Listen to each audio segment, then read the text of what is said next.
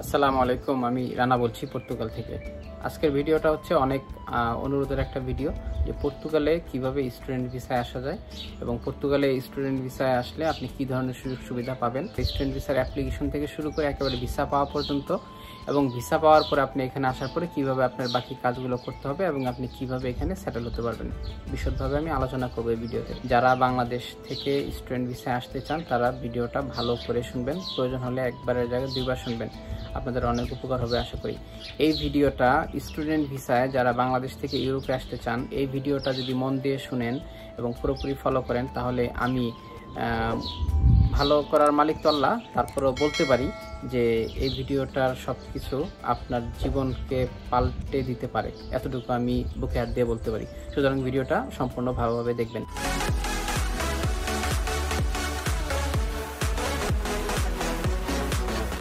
প্রতি বছর বাংলাদেশ থেকে আমার জানা মতে কয়েক হাজার স্টুডেন্ট বিদেশে যায় পড়াশোনা করতে, এবং এই বিদেশে পড়াশোনা করতে যাওয়ার মধ্যে একটা বিরাট একটা অংশের আপনার স্বপ্ন থাকে ইউরোপে পড়াশোনা করতে আসার জন্য।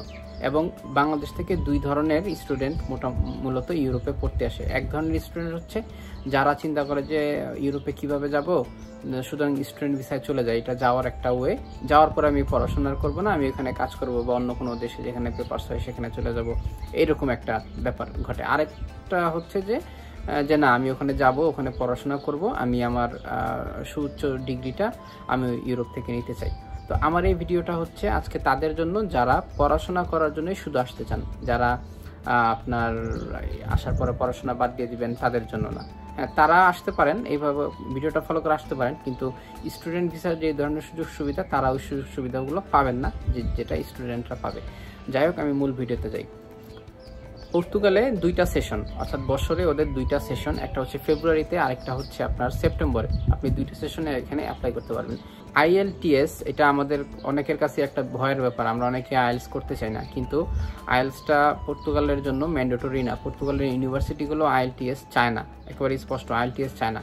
কিন্তু আপনি যদি IELTSটা করেন, আপনি যদি মূলত একটা স্ট্যান্ডার্ড স্কোর, যেটা 6 আমরা বলে থাকি স্ট্যান্ডার্ড স্কোর, সেটা যদি আপনি নিতে পারেন তাহলে এইটা আপনার ভিসা পাওয়ার ক্ষেত্রে অনেক আপনাকে অ্যাডভান্টেজ দিবে, ভিসা পাওয়ার ক্ষেত্রে অনেক হেল্প করে। কিন্তু ইউনিভার্সিটির রিকোয়ারমেন্ট বা পর্তুগালের রিকোয়ারমেন্ট কিন্তু IELTS না। অনেকগুলো ইউনিভার্সিটি আছে এখানে, ওয়ার্ল্ড র্যাঙ্কিংয়ের অনেক ভালো ভালো ইউনিভার্সিটি পর্তুগালে আছে। আপনার যেমন আমি কয়েকটা নাম বলি, যেমন আছে কুইম্ব্রা ইউনিভার্সিটি, এটা ইউরোপের প্রাচীন ইউনিভার্সিটিগুলোর মধ্যে একটা, কুইম্ব্রা ইউনিভার্সিটি। তারপরে পোর্তোতে আছে, এরপরে আপনার লিসবনে নোভা ইউনিভার্সিটি আছে। আমি যে এলাকায় থাকি আলগার্ভ, এই এলাকার নাম আলগার্ভ, এই এলাকার নামে আলগার্ভ ইউনিভার্সিটি আছে। এগুলো ওয়ার্ল্ড র্যাঙ্কিংয়ের অনেক ভালো ভালো ইউনিভার্সিটি। আপনারা এই ইউনিভার্সিটিগুলোতে আমি কয়েকটা নাম বললাম, আপনারা আরও অনেক নাম পাবেন। আপনারা যদি গুগলে যান, আপনারা যদি লিখেন ইউনিভার্সিটিস অফ পর্তুগাল, তাহলে দেখবেন বিশাল লিস্ট চলে আসছে। আপনারা ওই ইউনিভার্সিটিতে যে ইউনিভার্সিটির ওয়েবসাইটে যে আপনারা দেখতে পারবেন যে কোন কোন ধরনের কোর্সগুলো ওইখানে অ্যাভেলেবেল আছে। ব্যাচেলর অ্যাপ্লাই করতে পারেন, অর্থাৎ বাংলাদেশে যদি আপনার ইন্টারমিডিয়েট কমপ্লিট করা থাকে তাহলে আপনি ব্যাচেলরের জন্য বা অনার্সের জন্য অ্যাপ্লাই করতে পারেন, অথবা আপনার যদি অনার্স করা থাকে তাহলে আপনি মাস্টার্সের জন্য এখানে অ্যাপ্লাই করতে পারেন। আবার আপনার যদি মাস্টার্সও করা থাকে আপনি পিএইচডির জন্য পর্তুগালে অ্যাপ্লাই করতে পারেন। আরেকটা কথা বলে দিই, অনেকে হয়তো মেসেজ করবেন যে আমার স্টাডি গ্যাপ আছে। আপনার যদি এমন হয় যে আপনি অনার্স কমপ্লিট করছেন বাংলাদেশ থেকে, ব্যাচেলর কমপ্লিট করে ফেলছেন, এরপরে আপনার 3-4-5 বছরের একটা গ্যাপ আছে, আপনি এখন মাস্টার্স করতে চান, সেই ক্ষেত্রে আপনার এটা কোনো সমস্যা না। কারণ আমরা মোটামুটি সবাই জানি যে অনার্স করার পরে একটা মানুষ চাকরি করার জন্য উপযোগী হয়, তখন সে হয়তো পারিবারিক কারণে বা যে কোনো কারণে মাস্টার্স তো করতে পারেনি, হয়তো জব করছে, এই জন্য তার 4-5 বছরের একটা গ্যাপ হয়ে গেছে। তখন আপনি এই 4-5 বছর কি করছেন, আপনি যে জব করছেন ওখান থেকে একটা সার্টিফিকেট নিয়ে আপনি মাস্টার্সের জন্য অ্যাপ্লাই করতে পারেন। অর্থাৎ অনার্স করার পরে যদি আপনার 4-5 বছরের গ্যাপ থাকে সেটা কোনো ব্যাপার না, আপনি মাস্টার্সের জন্য অ্যাপ্লাই করতে পারেন। কিন্তু যদি এমন হয় আপনি ইন্টারমিডিয়েট পাস করছেন ধরেন 5 বছর 6 বছর আগে, এখন আপনি ব্যাচেলর করতে আসতেছেন, আপনার ভিসা পাওয়ার পসিবিলিটি খুবই কম। কারণ ইন্টারমিডিয়েট পাস করেই যখন একটা ছেলে পড়াশোনা বন্ধ করে দেয় তখন এটা মোটামুটি বোঝা যায় যে সে আসলে নিয়মিত ছাত্র না, এই জন্য তার ভিসার পসিবিলিটি অনেক কম। তো যারা ব্যাচেলরের জন্য এখানে অ্যাপ্লাই করতে চান, যদি 2-1 বছরের গ্যাপ থাকে সমস্যা নেই। আর যারা মাস্টার্সের জন্য অ্যাপ্লাই করতে চান তাদের 4-5 বছরের যদি গ্যাপ থাকে এটা কোনো সমস্যা না, আপনারা মাস্টার্সের জন্য অ্যাপ্লাই করতে পারেন। তবে আপনাদের কাছে অনুরোধ, যেহেতু সময় আছে, আপনারা IELTSটা করে নেবেন। এখন আসেন যে আপনি যখন ইউনিভার্সিটির ওয়েবসাইটগুলোতে যাবেন, আপনি দেখবেন অনেক অনেক অনেক অনেক ধরনের কোর্স সেখানে অ্যাভেলেবেল আছে। আপনার ব্যাকগ্রাউন্ড রিলেটেড আপনি সেই কোর্সে যাবেন, যে দেখবেন ওখানে টিউশন ফি কত, আপনি ওখানে পুরোপুরি দেখতে পারবেন। আরেকটা ব্যাপার হচ্ছে, পর্তুগালে আপনার টিউশন ফি যদি এমন হয় যে এক একটা ইউনিভার্সিটির উপর ডিপেন্ড করে যে সেই ইউনিভার্সিটির আপনার টিউশন ফিটা কত হবে, ইউনিভার্সিটির উপর ডিপেন্ড করে। তারপর আবার আপনার কোর্সের উপরও ডিপেন্ড করে, আপনি যে সাবজেক্টে পড়বেন সাবজেক্টের উপর ডিপেন্ড করে। তবে মূলত আমি একটা অ্যাভারেজ বলে দেই, পর্তুগালের টিউশন ফি 3000 থেকে 4000, এর বেশি হয় না। এখানে টিউশন ফি অনেক কম, যেখানে ইংল্যান্ডে আপনি পড়তে গেলে আপনার টিউশন ফি হবে 15,000, কোনো কোনো ক্ষেত্রে 20,000 পাউন্ড বা 20,000 ইউরো, যাই বলেন, মানে 20 লক্ষ টাকা পার ইয়ার, প্রতি বছর 20 লক্ষ টাকা টিউশন ফি। সেখানে পর্তুগালে একই মানের পড়াশোনায় একই সব কিছু আপনি এখানে 3 থেকে 4 লক্ষ টাকা টিউশন ফি প্রতি বছর, সেটা আপনি এখানে করতে পারবেন। এটা হচ্ছে একটা অ্যাভারেজ, এর কমও আছে অনেক। আরেকটা ব্যাপার হচ্ছে, আপনারা যখন অ্যাপ্লাই করবেন, আপনারা ভালো মতো ইউনিভার্সিটিতে নক করে জিজ্ঞেস করে নেবেন যে কোনো কারণে যদি আমার ভিসা না হয়, তাহলে কি আমার টিউশন ফিটা তোমরা রিফান্ড করবে নাকি, আমাকে ফেরত দিবা নাকি, এটা জিজ্ঞেস করে নেবেন। কারণ অনেক ইউনিভার্সিটি আছে, আপনার যদি ভিসা না হয় তাহলে আপনাকে পুরো টাকাটা রিফান্ড করে দেবে, পুরো টাকাটা ফেরত দেবে। আবার কিছু ইউনিভার্সিটি আছে আমার জানা মতে, যারা আপনাকে ভিসা না হলে আপনার ওই টাকাটা আপনাকে ফেরত দিবে না। সুতরাং আপনারা যখন অ্যাপ্লিকেশন করবেন ইউনিভার্সিটিতে, তখন স্পষ্ট করে মেল করে জানতে চাইবেন যে আমার যদি ভিসা না হয় তখন কি তোমরা আমার টাকাটা ফেরত দিবে নাকি, এটা শিওর হয়ে নেবেন। যে কোনো কারণে ভিসা নাই হতে পারে, তখন দেখা যাবে আপনি টিউশন ফিটা না দিলে আপনি অনেক ক্ষতিগ্রস্ত হবেন। তো যাই হোক, 3 থেকে 4,000 টাকার মধ্যেই হয়ে যায়, এর বেশি হয় না টিউশন ফি। এবং আরেকটা সুবিধা হচ্ছে, পর্তুগালে আপনার পুরো টিউশন ফিটাও দেওয়ার দরকার নেই, আপনি 50% টিউশন ফি বাংলাদেশ থেকে দিতে পারেন, এবং ভিসা পাওয়ার পরে বাকি 50% আপনি এখানে পৌঁছানোর পরে দিতে পারেন, এই একটা সুবিধাও এখানে আছে। তো যাই হোক, আপনাদের এটা হচ্ছে টিউশন ফির ব্যাপার। আর বাকি কি কি লাগে, প্রথম হচ্ছে আপনি অনলাইনে যে ইউনিভার্সিটিতে অ্যাপ্লিকেশন করবেন, ওরা আপনাকে বলে দেবে যে আপনার কি কি ধরনের ডকুমেন্টস লাগবে। আপনার ধরেন যে পাসপোর্ট, আপনার আইএলটিএস চায় না, তারপরে দিলে ভালো।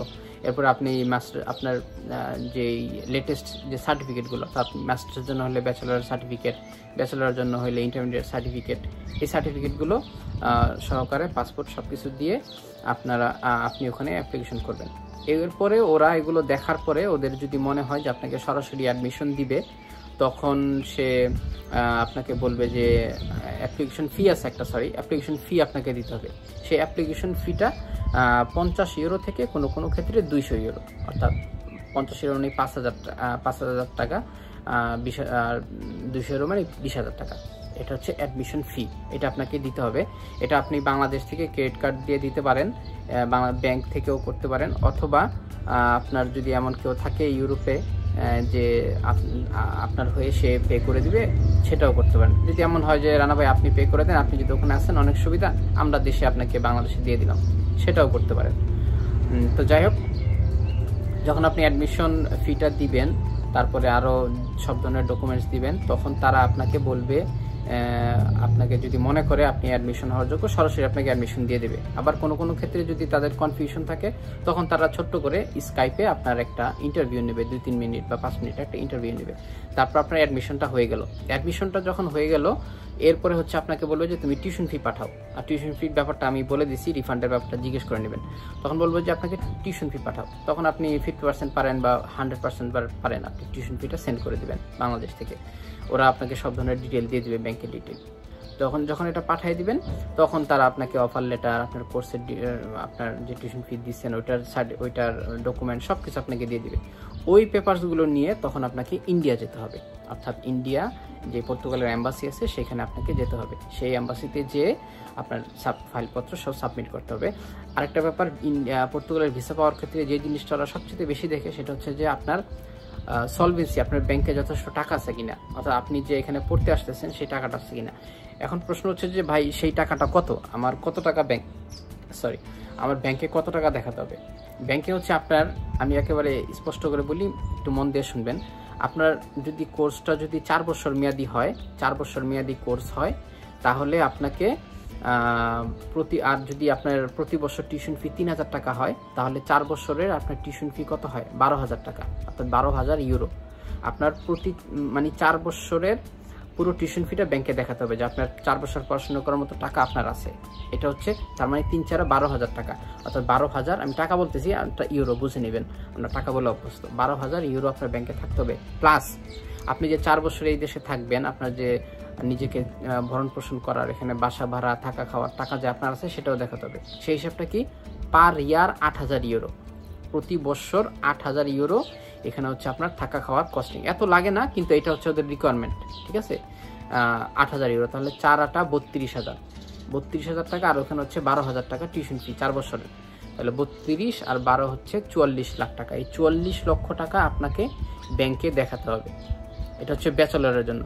আর যদি আপনারা মাস্টার্সের জন্য আসেন, এটা হলো 2 বছরের কোর্স, তখন আবার এটার পরিমাণ কমে যাবে।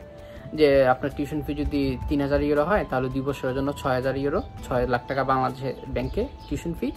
আর 8 দোকানের 2 বছর আপনি এখানে থাকবেন এইসের জন্য, পড়াশোনার জন্য, সেখানে হচ্ছে 8 × 8 = 16,000 টাকা।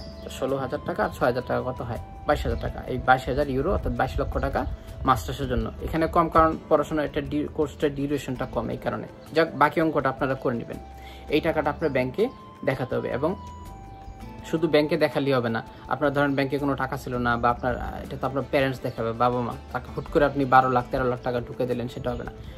ট্রানজ্যাকশনটা আস্তে আস্তে হতে হবে। এবং আরও ভালো হয় যদি আপনি আপনার যে এই টাকাটা তো দিবে অবশ্যই আপনার বাবা, আপনার এটা ইনকাম সোর্সটা কি, আপনার বাবার ইনকাম সোর্স কি, সেই ইনকাম সোর্সের পেপারগুলো যদি আপনি দিতে পারেন, আপনার ভিসা পাওয়ার সম্ভাবনা অনেক বেশি।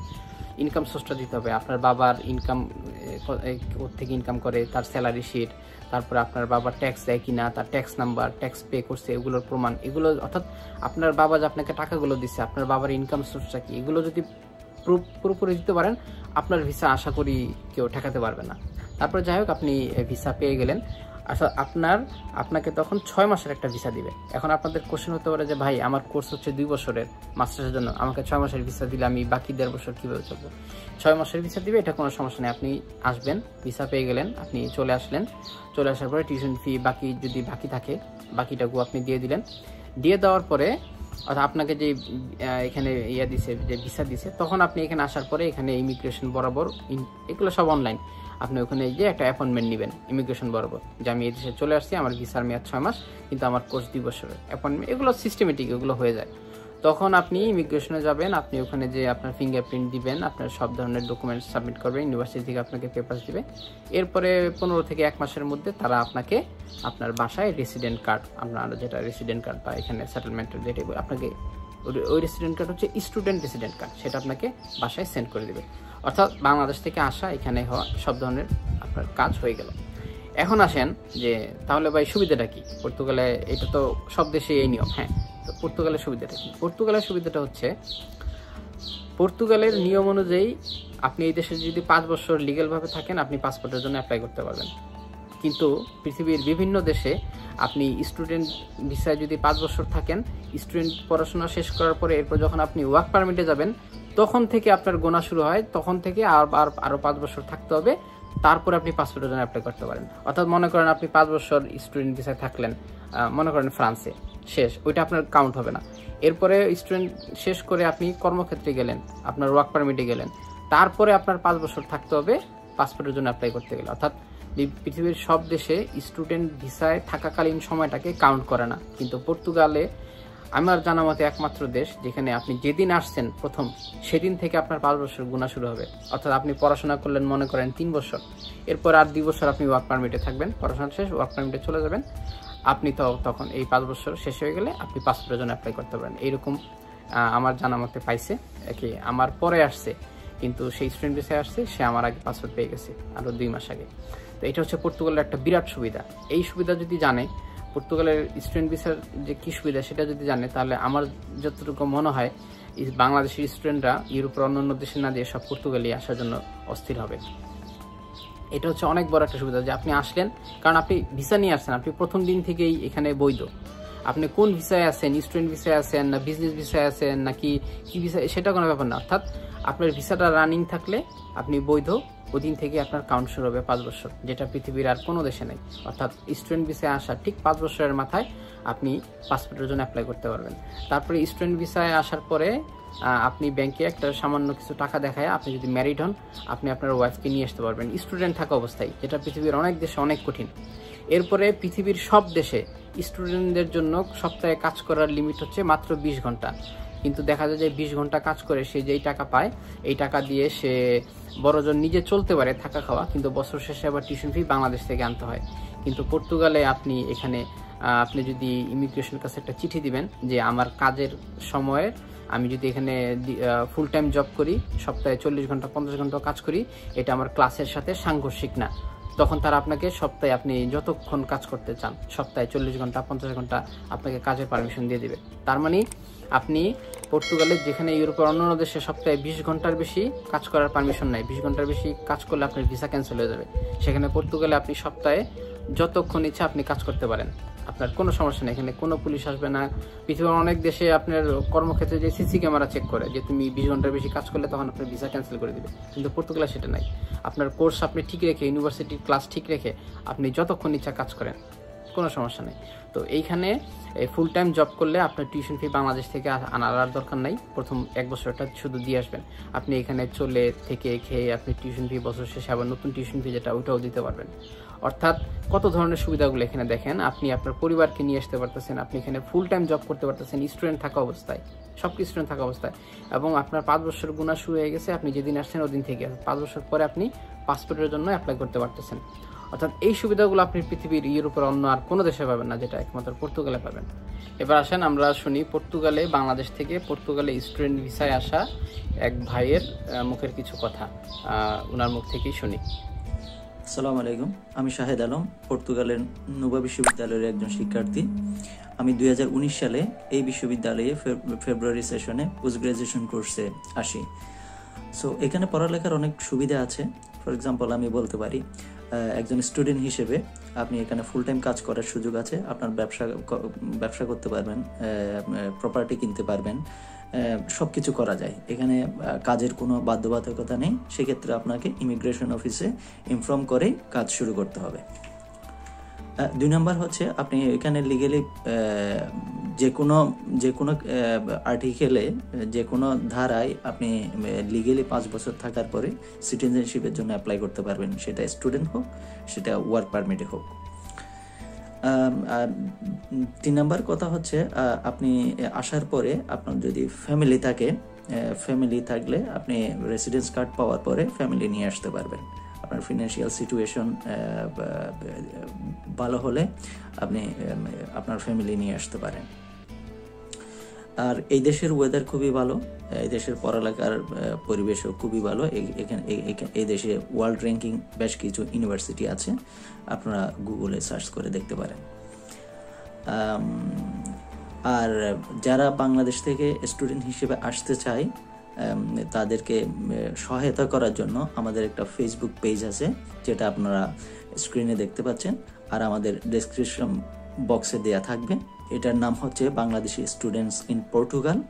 আপনারা চাইলে এই পেজের মাধ্যমে অ্যাড হয়ে এখানে আপনার যত ধরনের কোয়েশ্চেন আছে স্টাডি রিলেটেড পর্তুগালে, সব ধরনের কোয়েশ্চেন করতে পারবেন। আমরা এটার সব প্রশ্নের অ্যান্সার দিয়ে থাকি। এখানে আমরা যারা স্টুডেন্ট হিসেবে বাংলাদেশ থেকে আসতে চায় তাদেরকে হেল্প করে থাকি।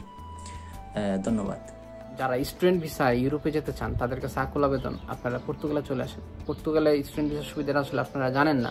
আমার এই ভিডিওটা আপনাদের কাছে অনুরোধ, সবাই শেয়ার করে দিবেন, তাহলে অনেক আমাদের দেশের অনেক স্টুডেন্ট, যারা রিয়েল স্টুডেন্ট, বিদেশে এসে সেটেল হতে চায়, পড়াশোনা করতে চায়, তাদের জন্য অনেক অনেক অনেক বেশি উপকার হবে। আরেকটা আসেন যে অনেকে বলেন যে ভাই পর্তুগালে বেতন কম।